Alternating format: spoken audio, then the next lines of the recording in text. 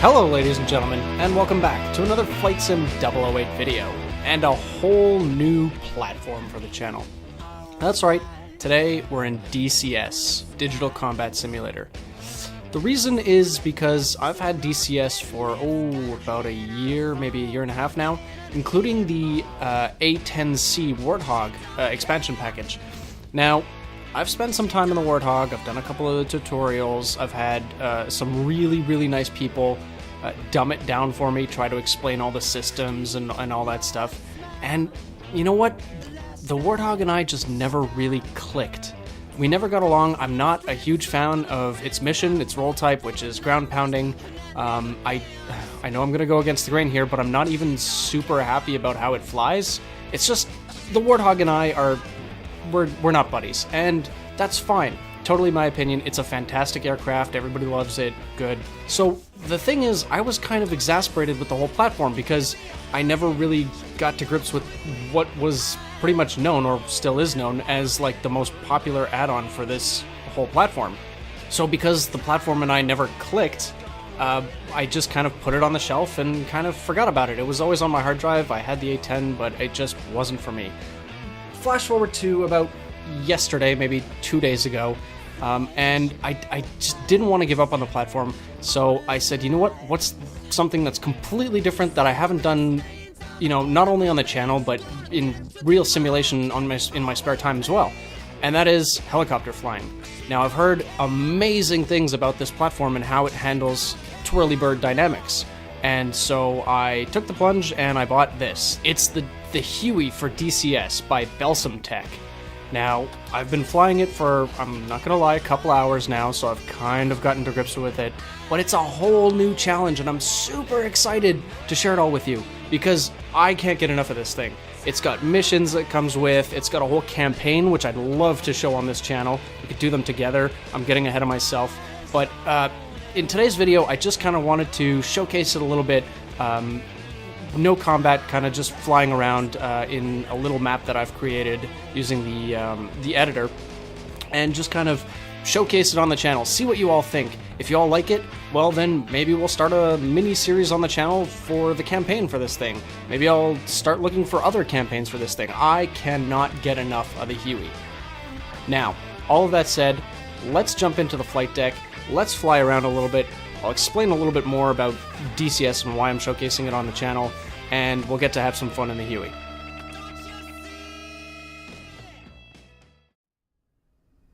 Alright, welcome to the flight deck of the Huey. So, cozy little thing up front here. The pilot sits on the right-hand side, unlike airliners, and the navigator, co-pilot, in the possibly bombardier, whatever, guns person, sits on the left-hand side. So, flying on the right and standby on the left.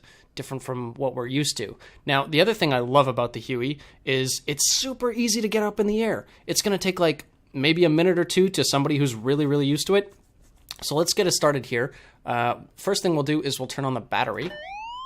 And the next thing we'll do is we'll shut that up. Now, that is just the low RPM master caution, which basically is telling us that the RPM is low. We know because it's not even rotating.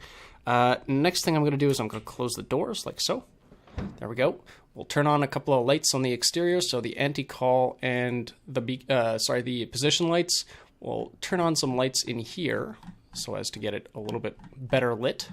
So that's these here. These don't count as clicks, by the way, or part of the startup process. I'm just doing this because it's a little bit early in the morning. Okay, next thing we want to do is set our power, so AC phase and essential bus, like so. Make sure that's on starter gen. Then we turn the fuel on, like so, and we crack the throttle just a skosh, like so. And I'll make sure that this is wound down, like that. And what else? That's pretty much it, as far as things we need to do. Oh, well, we can turn on the hydraulics, and we can turn on the force trim. I'll get to the force trim in just a little bit. Okay, so we're ready for start here. Now, it's basically just a case of holding the starter for either 40 seconds or 40% gas production. So hang on 1 second while I just freeze track error. Actually, we'll do it like so. There we go. We'll zoom in a little bit. And if my thing could stop spiking, that would be fantastic. There, yeah. We'll live with it. No, maybe I can... There we go. Okay, cool. So that's the gas producer. That's the RPM on that. We have exhaust gas temperature there. We've got a clock here, and we've got the engine and rotor RPM up here. What we're looking for is we're going to hold down the starter to either 40 seconds, so I'm going to start when it's up to 12, up to 40 seconds, which is the 8, or 40% gas production. And that's it. Once it's at one of those, either one, we stop holding the starter, and it continues to start. If we don't get either of those, well, then we're going to have to abort the start. So, at 12, here we go, holding on the starter. There goes the gas producer.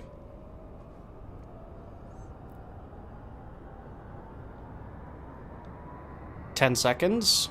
It's looking good. We do have rotor RPM, or rotor spinning. There's 20 seconds. 30%.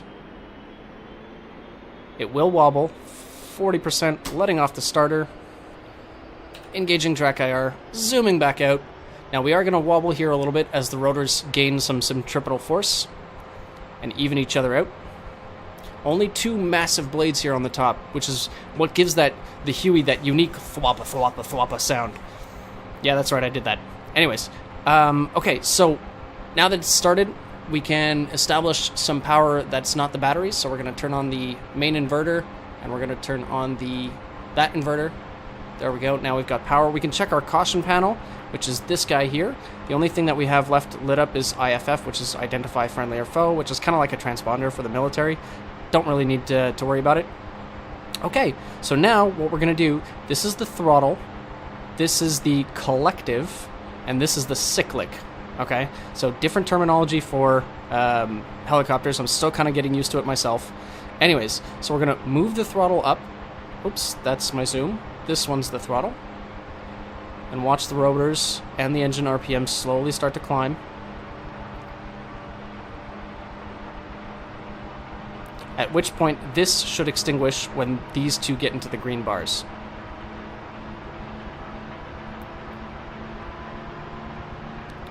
That's full RPM. We wait for this to rise. You can hear it getting faster and faster and faster. There we go. Low RPM goes off. We can reset the master caution. There we go. And we're ready to fly. Now, flying a helicopter is basically the biggest challenge I've done in simulation since I started. What I'm going to do is I'm going to enable a cheaty little thing here. Now, these are my controls in the top left that you're seeing here. So, here's my joystick. Okay. We've got, let's see, this is the throttle, which is going to remain pretty much at the top here. My rudder pedals are at the bottom here, which you can see like this. And the collective is this one up here, okay? So the collective is up and down. RPM stays the same, but it basically changes the pitch in the rotors, and this is called the cyclic here, okay? Cool. That's all I know about helicopters so far. Again, I've only had this for like a day, maybe 2. Okay, next thing I know is that basically this aircraft likes to go forward and to the right, and also rotate to the right when you add in the power, okay? And every time you change this, it's a different amount of all of those forces. Now, there's a whole bunch of forces acting on Twirlybird. There's the there's the centripetal force of the big rotor. There's the small little tail rotor in the back. There's drag, lift, all of that good stuff. Okay, so basically to counteract that, what I did was I force trimmed this stick back here, okay? So there's a little button that basically force trims, so you turn this on, and there's a little force trim button that basically recenters no matter where you put the joystick. So if I turn it there, and then I press the button, this is my new center, okay? So it's not centered anymore, it's up here. Now, I can reset it by just doing this, and I can, we'll go about there. Okay, so I know that the aircraft is going to want to go forward and to the right, okay? I'm going to have to add in some rudder. That's going to be variable, but I know that I need to counteract that forward and right. So in order to not fatigue myself, I'm going to force trim it there. Now we're going to slowly bring in the power, or the collective, and see what happens. Can we hover? Yes, there we go. See? And we're up, and we're floating, and everything is good. we are off the ground, believe it or not. Just floating away. Tiny, minute little changes in my feet, in my rudder pedals, are causing the aircraft to slowly rotate left and right. I am having to constantly add in tiny, tiny little movements with my joystick to keep us kind of in the same place. So now if we want to go forward, basically just a little bit of forward, little bit more collective to go up just a skosh, and we can start going forward. Now I'm letting it off, basically letting it neutral itself out back to this original position. If I want to go left, add a little bit of left rudder pedal. If I want to go right, just ease off the right rudder pedal. There we go. And the more power I add, the more basically I have to counter that with left foot down. Okay, so and not only that, but the forces change on the on the cyclic as well. So we're basically going to have to constantly retrim the aircraft. So if you see this staying in a certain place for quite a while, it's because I force trimmed it to there in order to maintain flight in basically the direction I want to go to. So in a lot of places, a helicopter will hover taxi over to a runway. So I'm not going to hover taxi all the way over to the active. I am just going to do a little bit here. You can see we are airborne just slightly. We'll try to keep it on this guideline here. We are sliding a little bit to the right. There we go. A little bit of left. Now we're sliding over to the left. You can see that tiny little minute changes in my joystick are causing the aircraft to and not only that, I've put in a curve to my joystick which basically nulls out the smaller movements and creates kind of like less sensitive on the initial movements, and then exponentially more sensitive as you kind of put in a lot more force. So I might have to do that with my pedals as well. But for now, we'll just set it down here for a second. Like so. There we go.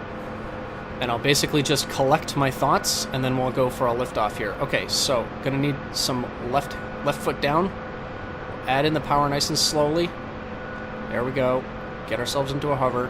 Now we need to transition to forward flight. So I'm gonna push down on the stick just a skosh. Add in a little bit more power. Try to keep us going in a straight line here. And as I add in more and more collective, the forces on my feet and on the cyclic change.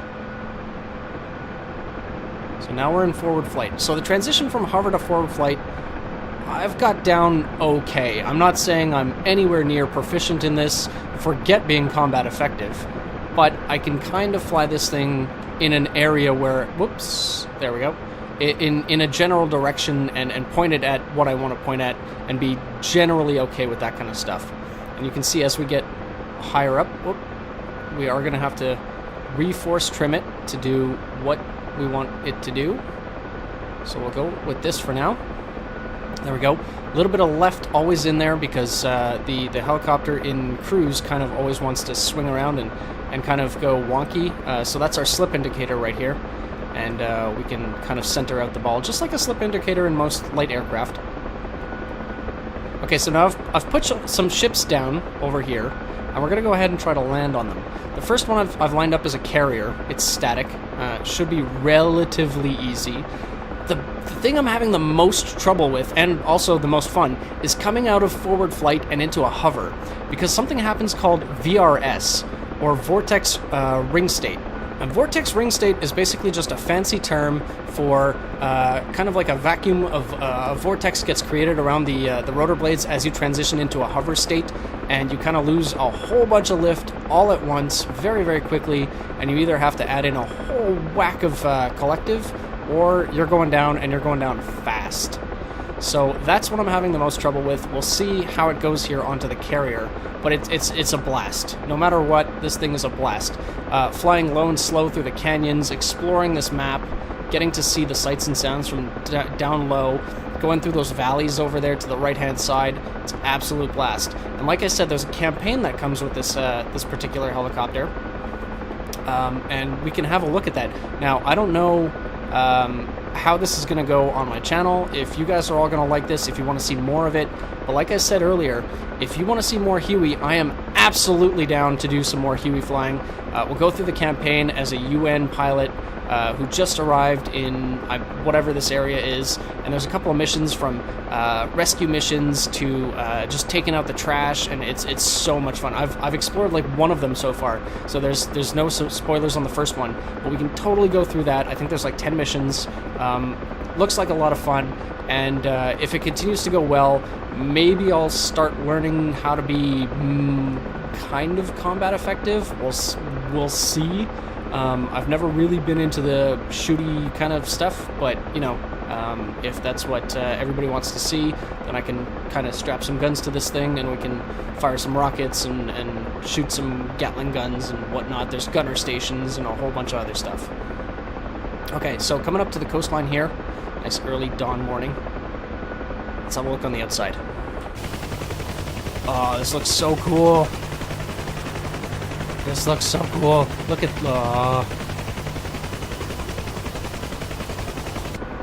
Okay, so my plan, the carrier is static, as I mentioned, is to come in kind of this way and then loop back around and try to land that way. Once we're done that, if all goes well, this ship here has a helipad on the back. We can see if we can squeeze it onto the helipad. I don't have very high hopes with that, but we'll give it a shot. Again, what's going to be the most critical thing here is coming out of forward flight and into a hover state, having to deal with VRS. So what I'm doing is I'm backing off the collective, and then at the same time bringing my cyclic back as well, so that we can... Whoop. Oh, I didn't mean to press that button. That was recenter the trim. I didn't want to recenter the trim. I wanted to force trim. Oh well. I hope nobody's back there because they're all sick by now. Okay, so we're definitely a little high, and we're definitely a little fast.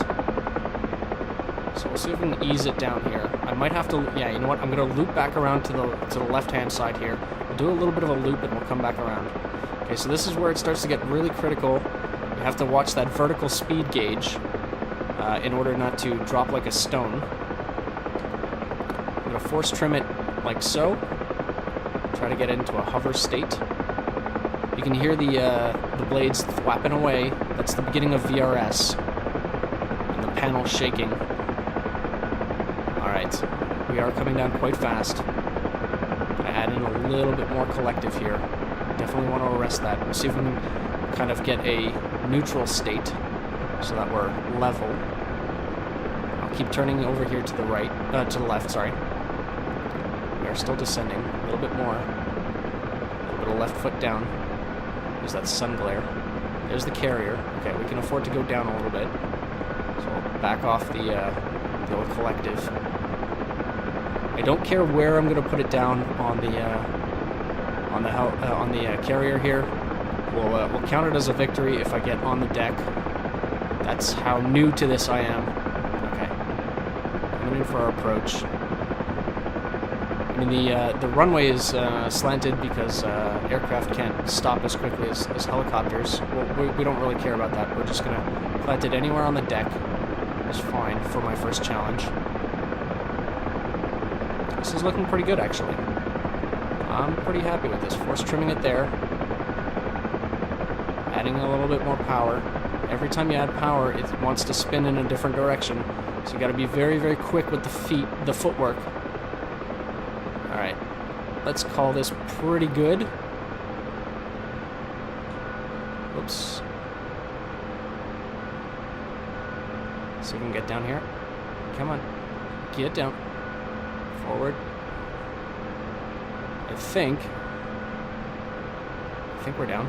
Nope, we're not down. Nailed it. Nailed it. Look at this. This heat blur coming off. Watch this. The heat blur. That's so cool. This platform is absolutely stunning, isn't it? So we made it onto the carrier. That's challenge 1 completed. Okay, so there's another ship. Let's see. Can we see it? No. That way? Yeah, that one there has a helipad on the back. Let's see if we can get on over to there, okay? Alright, so adding in the collective. Trying to stop the rotation with my feet. Okay. Force trimming it there. Now adding in a little bit more collective. Cyclic is nice and neutral. I'll keep lifting here. I don't want the sun on my eyes, so what I'll probably do is head in this early direction. He says as if he can control exactly where the aircraft is going. So we'll head into this early direction, and then we'll come back around and try to loop back onto the back of the frigate. Oh, that water does not look inviting.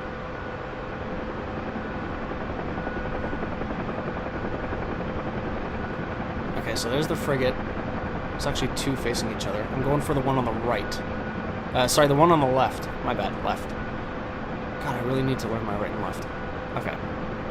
So, transition to forward flight. Not too fast. Directly into the sun, not what I want to do. But we will turn towards the frigate in a bit.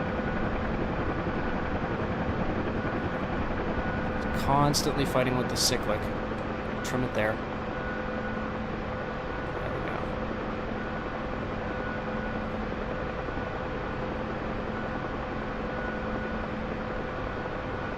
go. Okay, let's turn and face the ship. So right pedal down, right pedal down, right pedal down, right pedal down, right pedal down. More.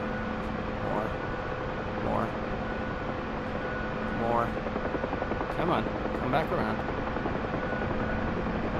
Okay, we've actually ascended quite high here. We go ahead and force trim that.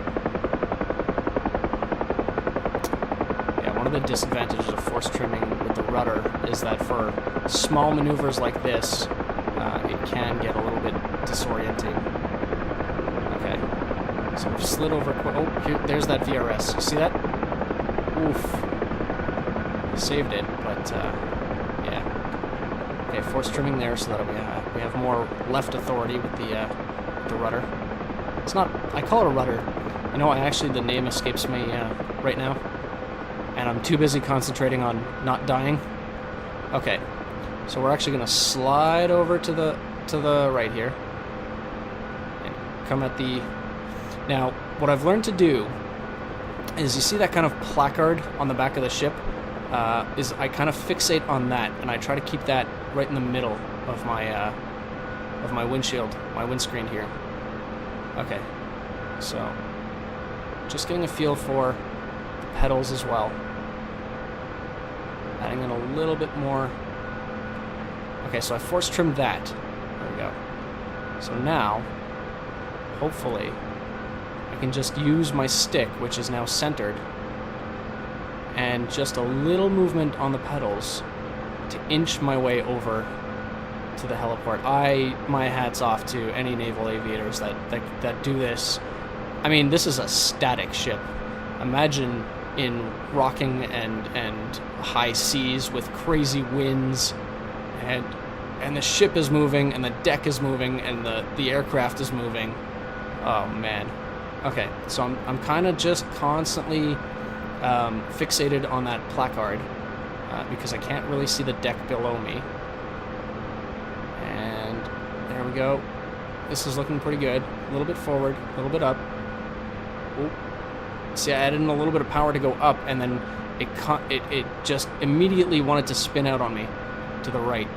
So now I've got to re-center my feet. Oh, okay. Yeah, this is looking good. Oh, no, maybe not. No, we're spinning way too far to the right there. Try this again. Back. Oh, this is not easy. This is so not easy, but I'm loving it. I mean, it's just so tactile and so unforgiving, and yet so it kind of like it makes you want to think you can do it, and then it just kind of gets away from you. Okay, let's try this again. Not too far forward. Small movements, small movements, small movements, small movements. I think I got it. Maybe. I'm just gonna cut the power. Ah, there we go. I think we did it. Ooh, just cleared the fence. We're a little bit, a little bit. I'm like an aircraft width off, and pretty far back. But you know what? I'm gonna take that as a small personal victory, because this is absolutely not easy. So much fun though. And let's face it, the graphics and the immersion factor of this whole thing is absolutely fantastic. The sounds are great. The lighting is fantastic. You can turn on a white kind of interior panel flight deck lighting, or you can make it green. Come on, don't make me a liar. Green. So this at night would be so cool. I haven't even checked this thing out at night because I'm scared to fly it in the day. So flying it at night would be probably my worst nightmare at this point. But I'm gonna get some more practice in. I'm gonna try to continue to maneuver around, or maybe I won't. I don't know. Would you like to see me just kind of launch into the campaign with this skill level and not being able to properly fly this? Now, there's not a lot of combat in the UN missions. Obviously, we might have to go defensive a little bit, and this thing does have chaff, which I can show off here in a second. Let's transition over to forward flight. Let's get the sun out of our eyes. We'll go a little bit to the right. There we go. Beautiful. And yeah, so like I said, no combat really in the UN missions that I could tell. And but I mean, yeah. So we have two options. I can either kind of just wing it and not practice in my off time, and we can just go for the missions as with my current skill level, which is going to be humorous and probably disastrous. Or I can practice a little bit and we can reconvene when I've had a little bit more time with the Huey. Either way, if you kind of well, first of all, DCS, by the way, is absolutely 100% free as a platform. This map, by the way, this Nevada map. So all this beautiful lighting, all of this, the map editor, all that stuff, completely free. Comes with one aircraft. It's called the Frogfoot. It's not a clickable cockpit. It is kind of, you can look left, right. It's not 6 degrees of motion kind of thing like this one is. You can go up, down. You can go forward, back, that kind of thing. But it's a good little starter aircraft. Comes with tutorials, everything like that. Every single one of the aircraft are called modules, and they're expandable. So you get a module like this Huey, and they're kind of like add-ons for our the simulators we're used to. Where was I going with this? So yeah, DCS, completely free. Give it a shot. If you have the A10, or if you've tried the Frogfoot and you're not really infatuated and you kind of don't see the point, and you kind of have given up on the platform, but you have any interest whatsoever in flying helicopters, this is the platform to do it. They're not all necessarily warbirds. This is a dual role. All of the missions, as I said in the UN campaign, are completely non-combative, but there are some missions as well that come extra, where you have some gun pods and you've got gunners on the sides, and you can recreate Vietnam. There's user-made missions. It's fantastic. It's the potential is almost limitless. There's online play. We can get into that too if you kind of want to. One last thing I want to show before I sign off here is the chaff. So we're going to do that, and we're going to do that. Anyways, so those are my thoughts. DCS, love the Huey, don't really like the Warthog. Waiting for the F-14, maybe even the F-18. F-18 a little bit more systems hungry, F-14 more of a classic, a little bit easier to get my head around. Can't wait for that. Probably going to put some videos up on my channel, whether you like it or not, of those aircraft. But in the meantime, I'm leaving it up to you. Do you want to see some Huey action, or do you want me to just stick with P3D, sticking to, flying the friendly skies in a bus and a Boeing, and that's it? Up to you. I'm basically as new to this as they come. I have like 2 hours in the Huey, and I've got zero military background, education, comms, any of that stuff. I kind of know how to work the ATC in this platform. That's it. Okay, so I'm going to leave it there. I'm going to sign it off with some flares, and I'll see you in the next episode. Let me know what you think. Bottom, that's what the comments are for. I look forward to hearing your response.